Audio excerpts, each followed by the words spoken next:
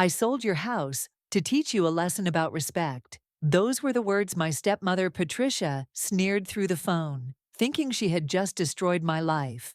But what she didn't know was that I had been holding the ultimate trump card for months, one that my brilliant father had secretly placed in my hands before he passed away. By the end of today's video, you'll see how Patricia's greed became her downfall, and how my father's final act of love saved everything that mattered most to me. But first, if you're enjoying stories of justice being served, make sure to hit that subscribe button, because this wild ride is just getting started. Hey everyone, welcome back to my channel. I'm sharing this incredibly personal story because sometimes life throws you curveballs that seem impossible to handle. This is about family betrayal, legal battles, and ultimately the most satisfying justice I've ever witnessed. My name is Natalie, and at 27 years old, I never imagined I'd be fighting for my childhood home against the woman who was supposed to be my stepmother. This story has everything: deception, hidden legal documents, dramatic confrontations, and a twist that no one saw coming. Before we dive in, I want you to know that every detail I'm sharing is true. The names have been changed for privacy, but the events? They happened exactly as I'm telling you. So grab your favorite drink, get comfortable, and let me tell you about the 3 months that changed my life forever. To understand why this story hits so hard, you need to know about my relationship with my father, Robert. He was everything to me, my rock, my mentor, and honestly, my best friend. After my mother left when I was just 4 years old, it was just Dad and me in our beautiful Victorian home on Maple Street. This wasn't just any house. It had been in our family for 3 generations. My grandparents had bought it in the 1940s, my parents had inherited it, and Dad always promised it would be mine someday. Dad built his construction business from absolutely nothing. I'm talking about a man who worked 80-hour weeks, came home covered in dust and paint, but still made time for our Sunday morning pancake traditions and summer fishing trips. He taught me how to change a tire, how to stand up for myself, and most importantly, how to read people's true intentions. The house was our sanctuary. Every room held memories. The kitchen door frame where Dad marked my height each birthday. The window seat where he read me bedtime stories. The backyard treehouse he built with his own hands. This place wasn't just property. It was the foundation of our family legacy.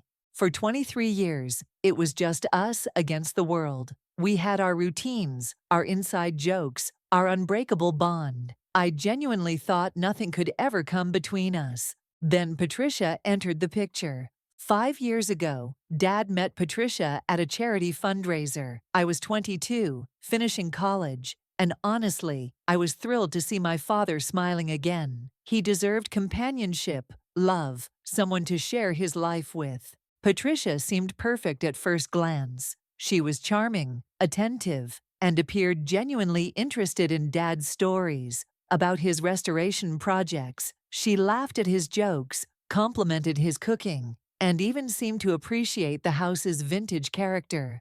They dated for 6 months before he proposed. The wedding was small but elegant, and I stood beside Dad as his best man. Yes, best man, because that's the kind of relationship we had. Patricia played the part of the devoted wife flawlessly. But here's where my storytelling gets real with you all. Looking back, there were red flags I chose to ignore. I wanted Dad to be happy so desperately that I overlooked the calculating way Patricia's eyes would assess the value of everything in our home. The way she'd ask seemingly innocent questions about the house's worth, Dad's business assets, his retirement plans. During the first few years of their marriage, Patricia systematically began changing our home.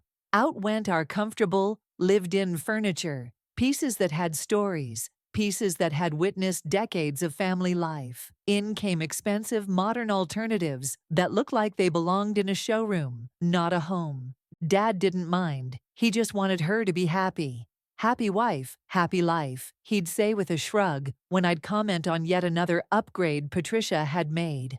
I had moved into my own apartment by then, but I still visited every weekend. Patricia was always cordial when Dad was around, but her smile never quite reached her eyes when she looked at me. There was something cold there, something calculating that I couldn't quite put my finger on. Then came the phone call that shattered our world. Dad was diagnosed with pancreatic cancer. If you've ever dealt with this disease, you know how devastating and aggressive it can be. The prognosis was grim. Maybe a year if we were lucky. This is where Patricia's true character began to emerge. And folks, it was ugly. Suddenly, Patricia developed chronic headaches that prevented her from driving Dad to chemotherapy appointments. Guess who stepped up? Me. I took family leave from my marketing job to become Dad's primary caregiver. Patricia complained that the medical equipment in their bedroom disrupted her sleep, so she moved into the guest room. While I was sleeping in a chair beside Dad's hospital bed during his worst nights, Patricia was at spa appointments and shopping excursions. As Dad grew weaker, he became more observant. I think pain and approaching mortality have a way of clearing away illusions. One afternoon, when Patricia was out getting her nails done, while Dad struggled through another round of nausea from treatment, he squeezed my hand and whispered something that would change everything. "Natalie, after I'm gone, go see Marcus Reynolds. He has something for you." Marcus was Dad's longtime attorney and friend. I promised I would, not knowing how crucial that instruction would become. Dad passed away 3 months later. At the funeral, Patricia wore an expensive black dress and accepted condolences with theatrical sniffles, but no real tears. I caught her checking her watch multiple times, as if my father's funeral was an inconvenience disrupting her schedule. My genuine grief seemed to irritate her. I think she viewed my tears as a performance that was upstaging her widow act. The days following the funeral were a blur of paperwork and arrangements. Patricia wasted absolutely no time asserting her authority over the house, what I still considered my childhood home. "You should take whatever personal items you want soon," she told me over coffee, her tone businesslike and cold. "I'm planning to make some changes." Changes. That word sent chills down my spine. The will reading was scheduled for 2 weeks after the funeral. I walked into Marcus Reynolds' office, expecting to hear Dad's final wishes, maybe receive some sentimental items, perhaps a small inheritance. Patricia arrived, looking like she was attending a board meeting. Designer suit, perfectly manicured nails, hair styled to perfection. I wore the simple blue dress Dad had always complimented me on. Marcus began reading Dad's will, dated 3 years prior. According to this document, Patricia inherited the house, the construction business, and most of Dad's financial accounts. I received a modest trust fund and Dad's vintage car collection. Patricia's smile grew wider with each asset listed. She shot me a look that clearly communicated, "I won." I was devastated. Dad had always promised the house would be mine someday. It contained 3 generations of family history, every childhood memory I cherished. The thought of losing it felt like losing him all over again. But then I remembered his whispered instruction, "Go see Marcus Reynolds." 1 week after that crushing will reading, I scheduled a private appointment with Marcus. His office felt different this time. Less formal, more conspiratorial. "Natalie, thank you for coming," Marcus said, his demeanor completely different from the official will reading. "Your father wanted to make sure we had this conversation privately." He opened a drawer and removed a thick manila envelope. "About 8 months ago, when your father's prognosis became clear, he came to me with serious concerns about Patricia's intentions. He suspected she had married him primarily for financial gain, and her behavior during his illness confirmed those suspicions." My heart was pounding as Marcus opened the envelope and spread out several legal documents. 6 months before his death, your father transferred ownership of the house to you through a quitclaim deed. We filed it with the county records, but kept the arrangement completely private. Patricia has no idea. I stared at the papers in disbelief. My name was clearly listed as the property owner. But the will reading, I stammered.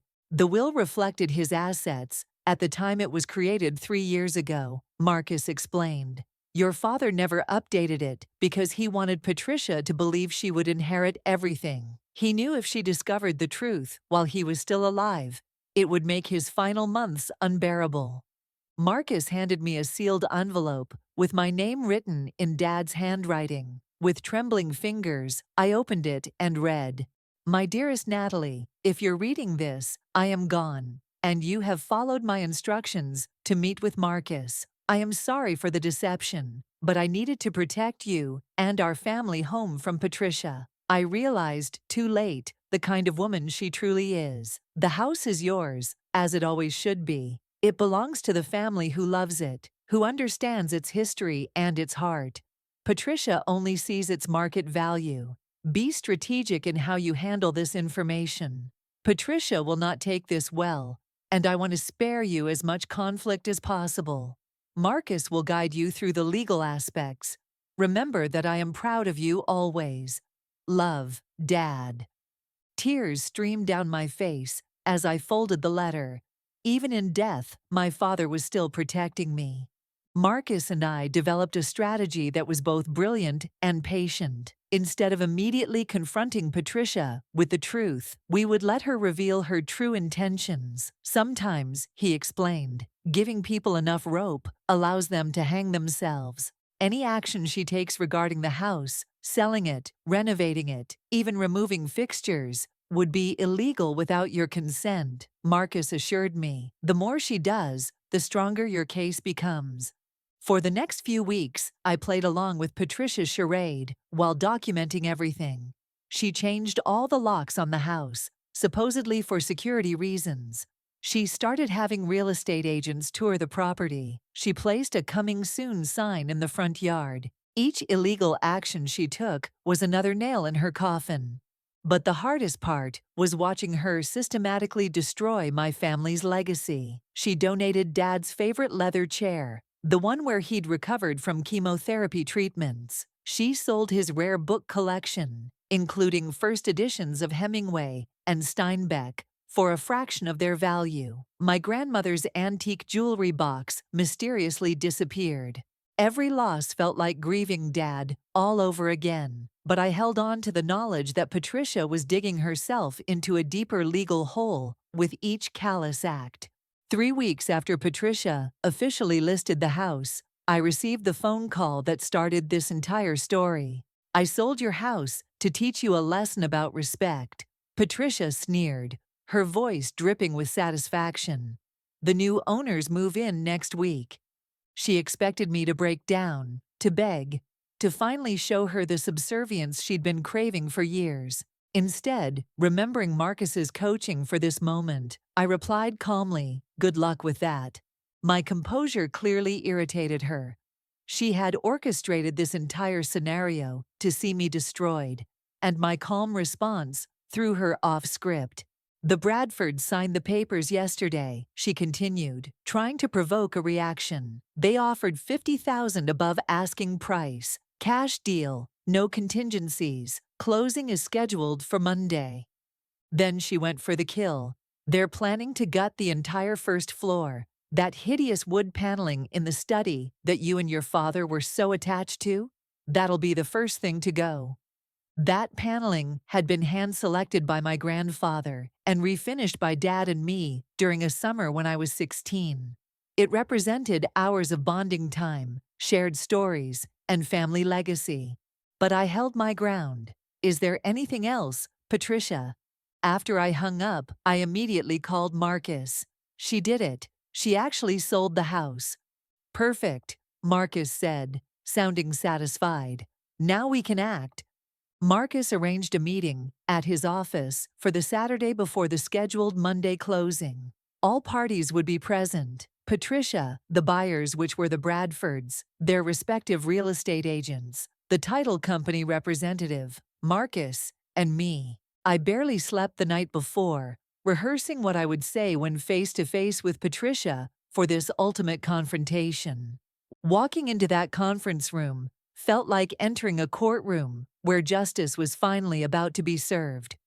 Patricia sat rigidly beside her real estate agent, wearing her designer armor, expensive black dress, pearl necklace, immaculate makeup. Across from her, the Bradfords whispered nervously to each other, clearly sensing something was wrong. The title company representative, Ms. Garcia, explained the issue that had brought us all together. During our standard title search for the property at 247 Maple Street, we discovered that the seller, Patricia Mitchell, is not the legal owner of record. According to county records, the property was transferred to Natalie Mitchell 6 months ago through a quitclaim deed. The color drained from Patricia's face. "This is absurd," she interrupted. "My husband left me that house in his will. I have documentation." "The will does indeed indicate your inheritance," Ms. Garcia acknowledged, "but the quitclaim deed supersedes the will because Mr. Mitchell transferred the property while still living. The house was no longer his to bequeath at the time of his death." Marcus calmly placed the notarized deed on the table. "This document, signed by Robert Mitchell 6 months before his death, transfers full ownership to his daughter, Natalie Mitchell. The notary has provided an affidavit confirming Robert was of sound mind and under no duress."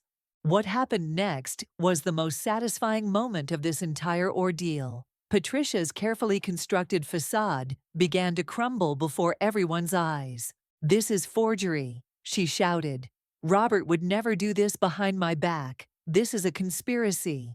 But Marcus was ready for every accusation. He had statements from Dad's oncologist confirming his mental competency, documentation from the hospice nurse, and testimonies from longtime friends who had visited regularly during Dad's illness. The Bradfords, understandably upset about being caught in this mess, demanded their earnest money back and threatened legal action against Patricia for misrepresentation. Her real estate agent looked mortified, realizing her brokerage's reputation was at stake. But the moment that broke Patricia completely was when I finally spoke. "He knew what you were doing, Patricia. He saw how you treated him when he got sick, how you were just waiting for him to die so you could cash in. He protected our family home from someone who only saw it as a payday." Patricia's composure completely shattered. "You turned him against me. It was always the two of you with your inside jokes and family traditions. I was never truly welcome." "You were welcome," I corrected her, "until you showed your true colors. Dad might have been sick, but he wasn't blind." The meeting ended with Patricia's scheme completely exposed and her legal position in ruins. I gave her 48 hours to remove her personal belongings from my house, a generous timeline considering she'd had 3 months to sell my family's possessions without permission. The next morning, I arrived at the house with Sarah, my best friend, who had supported me through this entire ordeal, plus 2 off-duty police officers as witnesses. Patricia looked nothing like the polished woman I'd grown accustomed to seeing. Her hair was disheveled, her expensive clothes wrinkled, and dark circles shadowed her eyes. As she packed, we discovered boxes labeled Goodwill hidden in the back of her closet. Inside were family photo albums she'd claimed were water damaged, and my grandmother's jewelry box she'd insisted was misplaced by the cleaning service. An inventory specialist documented everything Patricia had illegally removed or sold, building our case for restitution. By late afternoon, Patricia and her possessions were gone, hopefully forever. Reclaiming the house was both emotional and exhausting. Patricia had stripped away so much of its character, replacing family heirlooms with generic showroom pieces. But slowly, I began restoring it to something resembling its former warmth. 1 month later, while cleaning the attic, I made an incredible discovery. A loose floorboard near the chimney concealed a small fireproof box containing treasures Dad had hidden. The original deed from my grandparents, my mother's wedding rings, and a USB drive labeled "For Natalie." That evening, I plugged in the drive and found hundreds of digitized family photos, video clips, from birthdays and holidays throughout my childhood, and a recorded message Dad had made during his illness. Seeing his face and hearing his voice again was both painful and healing. He spoke about his hopes for my future, his pride in the woman I'd become, and his confidence that I would preserve our family legacy. "The house is just walls and a roof," he said in the recording, his voice weaker than I remembered, but his eyes still bright. "The home is what you make inside it. Fill it with love and laughter again, Natalie. That's all I ever wanted for you." 6 months after Patricia's departure, Marcus called with the final news. The legal proceedings were complete. Patricia had paid the settlement for items she'd sold illegally and signed an agreement never to contest the property transfer again. "Where is she now?" I asked, more curious than concerned. "Florida, I believe. She purchased a condominium with the proceeds from your father's investment accounts. Those were legitimately hers through the will." Patricia hadn't walked away empty-handed. Dad had provided for her as his wife, but she had failed in her attempt to take everything, particularly the one thing that mattered most, our family home. Today, the house on Maple Street is truly my home again. I've filled it with dinner parties, laughter, and new memories while honoring the traditions Dad and I shared. I restored his workshop and learned to use his tools. I planted his favorite flowers and spent summer evenings on the porch swing, just as we used to do. Sometimes I imagine Dad walking through the rooms, noticing the changes I've made while appreciating the traditions I've maintained. The house bears the imprints of multiple generations now, and perhaps someday I'll pass it to children of my own, continuing the legacy Dad fought so hard to protect. What I learned from this experience goes far beyond property rights or legal technicalities. I learned that love extends beyond a lifetime, that wisdom can anticipate challenges we never see coming, and that sometimes the most powerful position is not revealing all your cards at once. I also discovered my own strength, that I could face betrayal and loss without losing myself to bitterness, that patience and strategic thinking often triumph over immediate confrontation. These are lessons I carry forward, gifts from my father as valuable as the house itself. To everyone watching this, I want you to know that if you're facing betrayal, if someone is trying to take what's rightfully yours, if you feel overwhelmed by legal battles or family drama, you're stronger than you think. Sometimes justice takes time, but it does come. Have you ever had to fight for something that was rightfully yours? Have you experienced betrayal by someone you should have been able to trust? I'd love to hear your stories in the comments below. If this story of reclaiming my inheritance resonated with you, please hit that like button and subscribe for more real-life experiences. Your support means everything to me, and it helps other people find these stories when they need them most. Thank you for joining me on this incredibly personal journey. Remember, sometimes the most important battles are won not through confrontation, but through preparation, patience, and the love of people who truly have your back. Until next time, take care of yourselves and the people who matter most to you. You never know when you might need to fight for what's yours.